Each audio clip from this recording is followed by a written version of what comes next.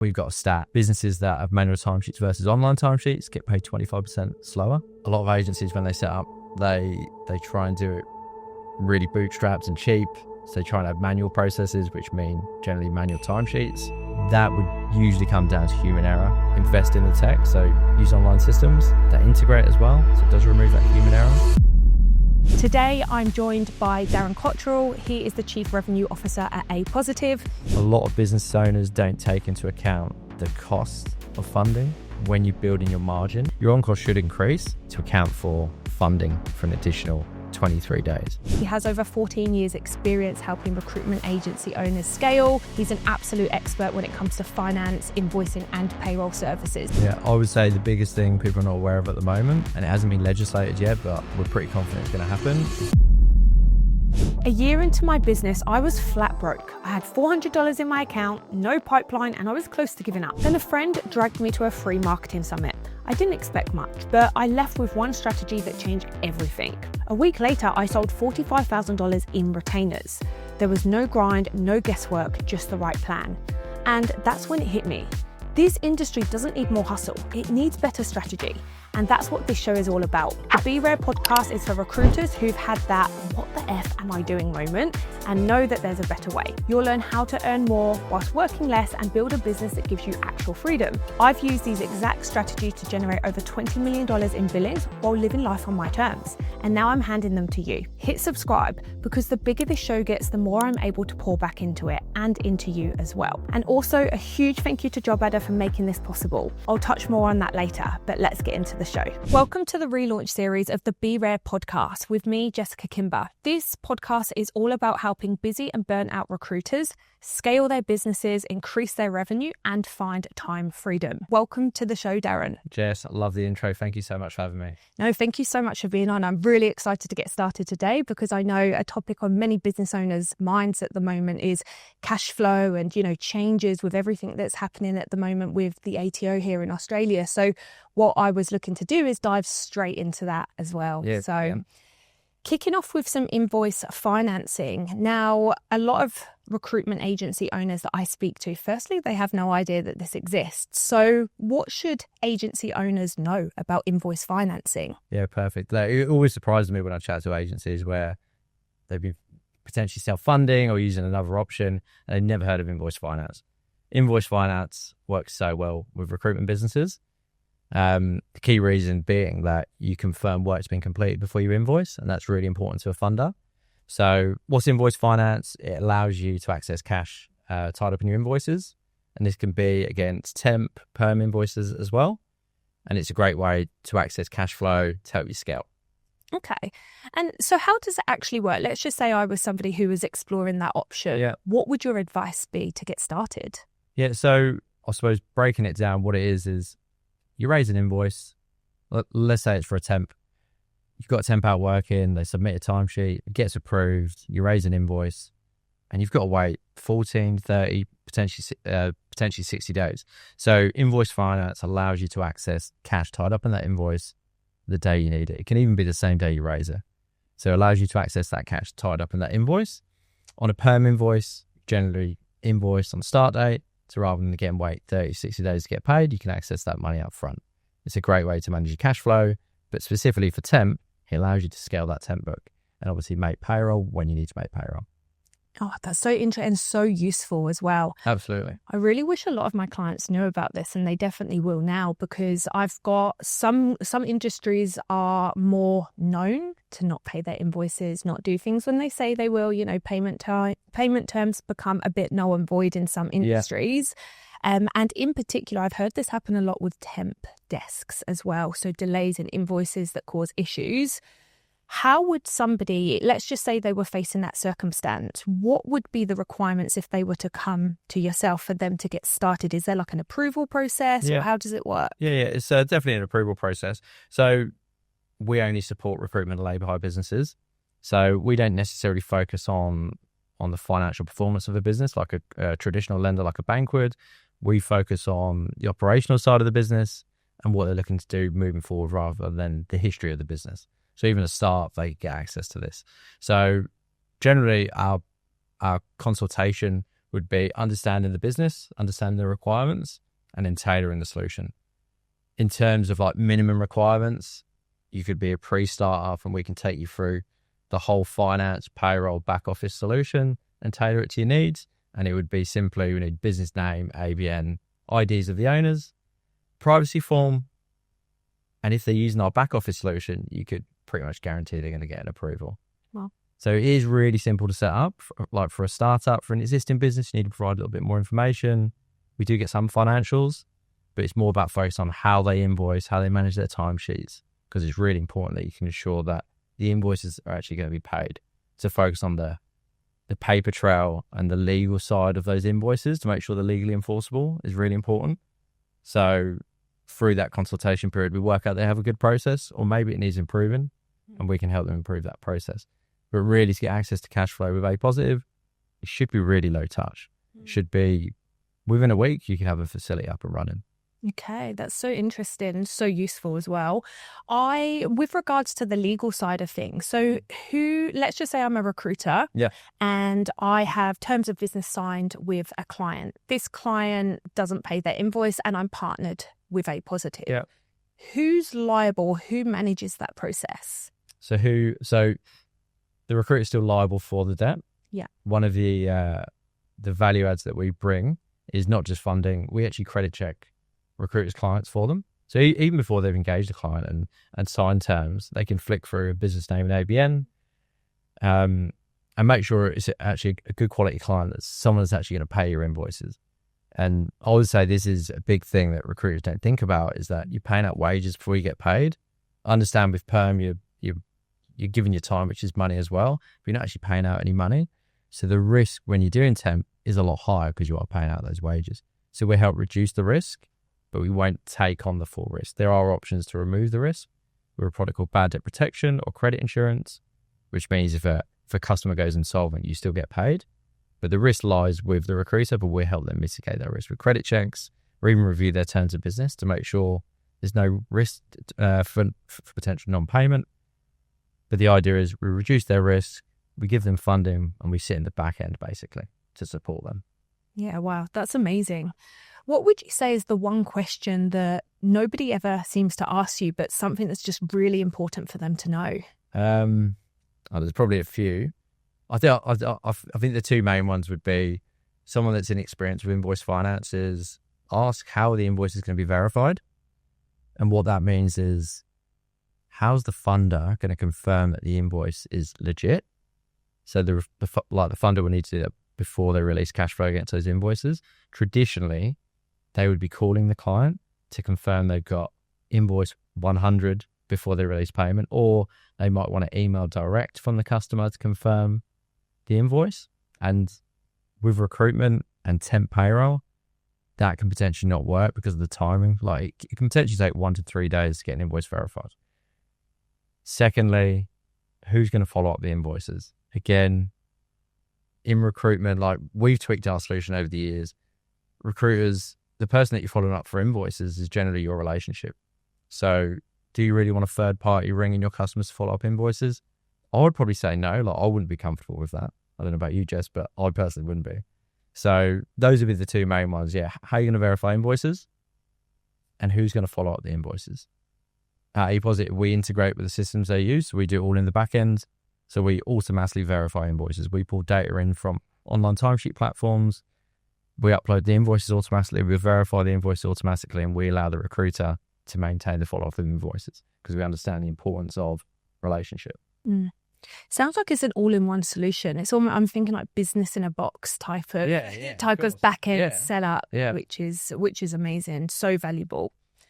What would you say, let's just say if a recruiter was a little bit hesitant about coming into this process, they were considering things like bank loans or other alternative solutions. Yeah. What would you say would be the main benefits of going down the path of invoice financing? Yeah, okay. I suppose the key differences between an overdraft and invoice finance, overdraft, you generally have a capped limit. So, you can apply for a 100K limit and it's capped to that 100K. I think if you want to go above 100K, potentially you might have to give additional security, like your personal property, like your home, like your family home. And as well, I have seen businesses that over leverage on an overdraft. So you get a 100K limit where you can draw down 100K immediately, whether you've got sales or business coming in. Invoice finance works really nicely when you're obviously setting up and growing an agency, because the limit actually grows with you. So it's not a capped limit. So as your sales grow, as your amount of invoices grow, you get access to more funds. The security doesn't change. It's just on the invoices and the business. And it's an easy way to manage your cash flow because you can only draw down what you're owed in invoices. So you're not necessarily taking out debt. You're only accessing funds that you already owe. So it's very different. And I've seen recruiters get in a lot of trouble because they do get excited. Oh, I've got 100K. I'm going to draw down that 100K now. And it doesn't work like that. Yeah, absolutely. You have to pay it back, right? And there's peaks and troughs in recruitment, so you can't over leverage yourself. Yeah, that's right. Yeah, awesome. What would you say, just generally speaking, you're obviously an expert or you know a lot about cash flow. What would some tips be around managing cash flow as a business owner in recruitment? Let's be real, recruitment isn't what it was 10 years ago. Clients expect more, candidates expect everything. And if your systems are clunky or manual, you're already 10 steps behind. That's why I use JobAdder. It's built by recruiters for recruiters, and over 4,500 agencies across ANZ use it to ditch the admin, automate the boring rubbish, and actually scale smarter. Whether it's AI, integrations, or automation, JobAdder frees up your time to focus on what actually matters, and that's making money and also placing great people and growing your business. If you're ready to stop hacking things together and start operating like a proper business, go to jobadder.com/Kimber and grab your first 2 months completely free. I only back tools that save time and money or give you freedom, and JobAdder does all free. Now back to the show. Yeah.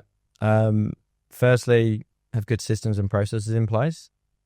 So a lot of agencies, when they set up, they try and do it really bootstrapped and cheap. So they try and have manual processes, which mean generally manual timesheets. So we've seen, like, we've got a stat. Businesses that have manual timesheets versus online timesheets get paid 25% slower. So if you've got a manual timesheet, you get paid 25% slower. Wow. Versus online. That would usually come down to human error. So invoicing incorrectly, incorrect hours, incorrect rates. So you get paid 25% quicker. So I would say invest in the tech. So use online systems that integrate as well. So it does remove that human error. A lot of business owners don't take into account the cost of funding. So when you're building your margin and your on costs, like if you go in and say, oh, hey, my margin's 15%, and my on-costs are 10% is for 7-day payment terms, and your client tries to renegotiate payment terms to 30, try and take that into account on your on-costs. So I think your on-cost should increase to account for funding for an additional 23 days, whether you're self-funding or whether you're using a funding solution, because it's still a cost. So yeah, I'd basically, online systems, taking it into account in your margins, and just having a really good follow-up process. Like, you really need to, like I say, we allow the recruiter to maintain that relationship on the follow-up. Just make sure you have a good process. There's a lot of automation around follow-up now as well. But there's nothing wrong with getting on the phone as well, just to make sure that they've received the invoice, that it's correct, that it's going to get paid. Mm-hmm. Yeah. I'm so curious. Over the years, you must have come across some real wild stories. What is the biggest horror story that you've come across that you've just really had to help dig somebody out of that hole when it comes to cash flow or invoicing? Yeah. Look, there's been many. I think one common theme, I think I mentioned it earlier, was we had a client, or it was actually a prospect, where they had 100% of their debt out to one client. So they had all their contractors billed out to one client. So you're 100% concentrated. You've got all your eggs in one basket. So they didn't have any terms in place. Yeah. Oh. So they didn't have any terms in place. The debt was severely overdue. So they've got no paper trail. Manual timesheets again. So again, it all comes down to process. So we were able to help them collect that debt. Obviously, if we weren't able to help them collect that debt, that probably would have been at the end of the business. And then from there, we've taken on this client. We've helped them improve their processes. So we've moved them onto an online system where they do have good audit trail, because you want to be sending out invoices with approved timesheets for one. But firstly, you want signed terms. There's so many agencies that still work without signed terms, like Handshake agreement. Seriously? Yeah, really, really often. Yeah. Oh, wow. I've definitely heard that when recruiters are reverse marketing, they're just trying to get a candidate over the line, so a little bit lenient and will send CVs. Yeah.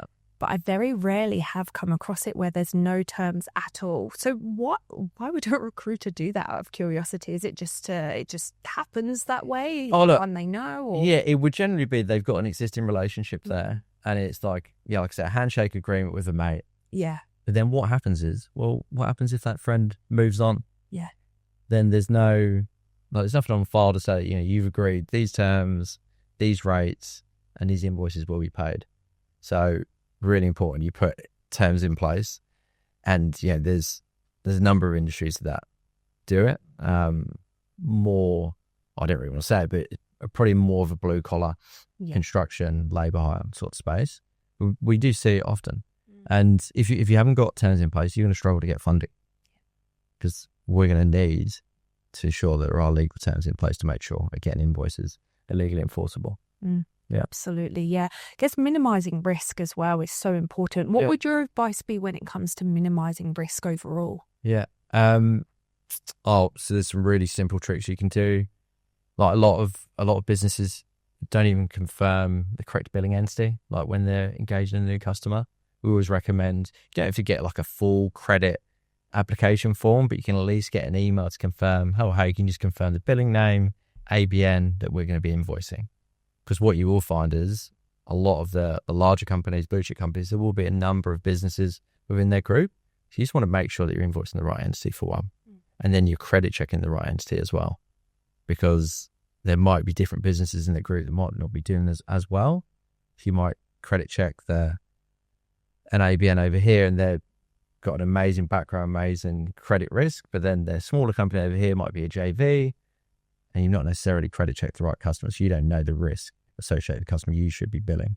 So I think the simple one that you can implement is just make sure you confirm the business that you're engaging and you're invoicing. Yeah, wow. Yeah, it makes such a big difference. Yeah. Doesn't it? I'm so curious to know actually whether my network does that. I feel like a lot of recruiters, that wouldn't come naturally to them. They wouldn't necessarily know, especially if they're just starting out on their own. Business is a whole different beast compared to recruitment, right? Running a successful desk, but then adding all the layers of the business side of things is just a whole new world. So it makes sense that you've got that all-in-one solution. I know there's a lot of changes in the market when it comes to things like financing, payroll tax, obligations to the ATO. Yeah. So talk to me about what's happening. What should people be aware of in the next, say, 12 months? Yeah, I would say the biggest thing people are not aware of at the moment, and it hasn't been legislated yet, but we're pretty confident it's going to happen, is Payday Super. So, it pretty much says what it is, but the same day you payroll people, you have to pay Super. So how are people going to fund that? How are people going to manage their cash flow around that? That's definitely something to consider. This episode's nearly wrapped, but before you head back to pounding the phones or chasing cold leads, let me read you a message a student sent last week. He said, "Jess, I made $42,000 from one LinkedIn post and a single DM. No follow-up, no cold call, it just landed." Now, this kind of result isn't luck, it's leverage. And that exact system, plus a whole lot more, is broken down step by step inside my school community. If you're ready to seriously grow your desk without burning out and start building the kind of brand that brings business to you, I'll see you inside. Just search Jessica Kimber School or click the link in the show notes. If this podcast is your vibe, our group was made for you. Yeah, wow. Do you think that would mess with a lot of companies and how they're currently operating? Because I'm not sure everybody puts aside that percentage, for tax, for BAS, for all of that as well. Is it? Do you think, in just more so your opinion, but do you think a lot of companies would really struggle given? Yeah, absolutely. Yeah. Businesses typically, and this is just from our experience, they will use the ATO, will use the super to help manage their cash flow. So as businesses grow, so organically, businesses will move from quarterly ATO commitments, and that will move to monthly and potentially even weekly. Yeah. So a lot of businesses are in that quarterly cycle. They will use that GST and BAS payments to manage their temp payroll and their internal cash flow and working capital. So as it moves more regular payments, it makes cash flow a lot tighter. And then with potentially Payday Super coming in, You've got to find another 11.5, which will probably be 12% by the time it comes in. It's supposed to come in the 1st of July, 26. So you've got to find another 11.5% the same day they payroll people. Yeah. So you need to consider how you're going to manage that from a cash flow point of view. Whether it's a funding arrangement or whether it's your own cash, you still need to take that into account on your cash flow forecast. That's super valuable information. And I feel like if people want to connect with you on LinkedIn, just to reach out, ask you any questions about this. But we also do have something very exciting to announce. We have a Raire and APositive partnership coming up, which we're really excited about. We can't share too much information just yet, but look out for some really exciting news because there is something coming that's going to add a ton of value to business owners. So, Darren, thank you so much for being on the show. Welcome, Jess. Thanks for having me. No, appreciate your advice. Thank you. Thanks.